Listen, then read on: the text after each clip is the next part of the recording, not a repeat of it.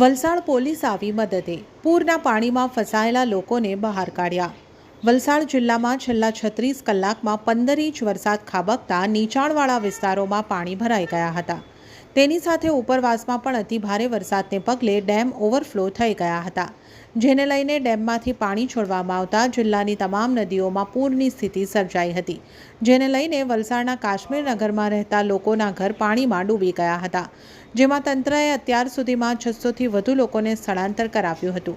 ત્યારબાદ પણ કેટલાક લોકો ડરના માર્યા પોતાના ઘરમાંથી બહાર નહીં નીકળી શકતા ઘરમાં જ રોકાવા મજબૂર બન્યા હતા, જેને લઈને વલસાડ પોલીસ કર્મચારીઓએ પાણીમાં ઉતરી દરેક ઘર ચેક કરી પૂરના પાણીમાં ફસાયેલા લોકોને બહાર કાઢવામાં મદદ કરી હતી, જેથી વલસાડ પોલીસની આ કામગીરી બિરદાવવા લાયક બની છે। એક તરફ નદીઓમાં આ પૂરનું વહેણ વધી રહ્યું હતું, ત્યારે બીજી તરફ પોલીસ કર્મીઓએ ગળાડૂબ પાણીમાં ઉતરીને લોકોને બચાવ્યા હતા।